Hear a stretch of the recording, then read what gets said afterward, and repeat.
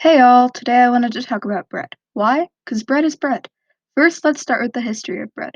Bread has been a staple for many civilizations all throughout time.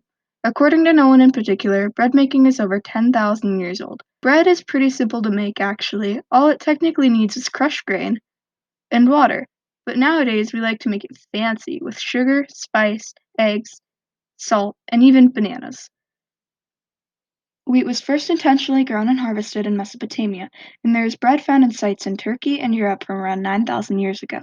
For wealthier individuals, there was also dessert bread and cakes made from special flour. By the 5th century BC, you could buy bread from a baker in Athens. Greek bakers appeared in Rome and some Roman-owned provinces by the 2nd century BC. Some of these breads sold include bread made from honey, poppy seed bread, and rolls. Some Greek guy expressed his dislike of barley bread, saying, "Bread made of wheat, as compared to that made of barley, is more nourishing, more digestible, and in every way superior." In medieval Europe, bread was a really important food, but it was also part of the table setting. A standard item on the table was the trencher, which was a piece of stale bread about 6 by 4 inches. It served as an absorbent plate. After the meal, it could be eaten, given away to the poor, or fed to dogs. This was used until about the 15th century, then they got the idea to use wood like normal people. Until around the 19th century, bread sold in Europe and America was often made with repulsive materials such as chalk, sawdust, clay, and other stuff we probably shouldn't be eating. In the early 20th century, a guy named Otto Friedrich Rohwedder made a bread slicing machine, and then people started looking for more quick and efficient ways to make and sell bread. Since then, bread has really taken off and is one of the most eaten foods and reliable staples around the world. Now let's talk about some certain types of bread. Most bread is divided into two main categories, leavened and unleavened. Back when we weren't so fancy, normal bread was flat, which people call unleavened bread. These breads include flatbreads, tortillas, matzah, pita, and the wafer things you eat in church. Unleavened means that it doesn't use rising agents like yeast to make the bread delicious.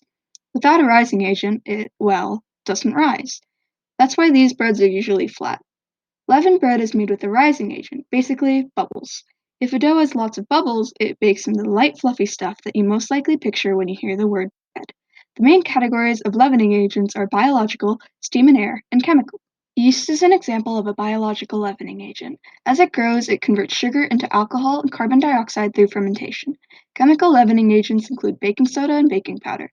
They cause the dough to foam, which lightens and softens the bread mixture. Steam and air use water and high temperatures. Certain ingredients like butter, milk, and eggs contain high amounts of water that evaporate when the bread is baked and helps make bubbles.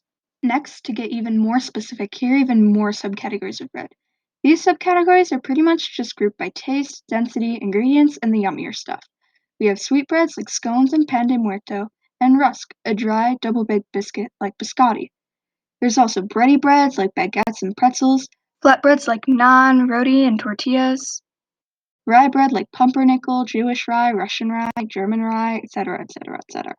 Whole wheat breads, multigrain breads, sourdough, breakfast breads like crumpets, street food breads like pupsa, and this Korean egg bread, and fancy Italian breads in all different shapes, sizes, flatnesses, poofinesses, and spices. Italy has a lot of bread. Another super popular type of bread are pastries, including tarts, pies, strudels, croissants, cannolis, baklava, eclairs, and donuts. Basically all the other really good stuff. And now, the Bread Awards. First category, hardest to pronounce. In first place,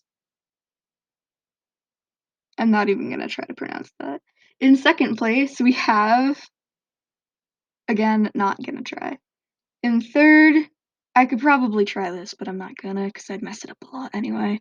An honorable mention for this title includes Pain en Noix. If you know French a little, you may be able to figure it out, but if not, it may be a pain to pronounce. Next, most fun to pronounce. Knackebrud wins first place. In second, we have Pumpernickel. Fun fact, it literally translates to devil's fart.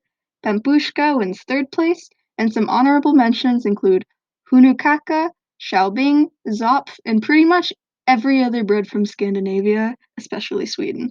Well, there's so much more I could say about bread, but I could probably go on for hours, so I better stop here. Thanks for watching, and I hope you learned something today. If not, I hope you were at least slightly entertained. Thanks again, and I'll see you next time.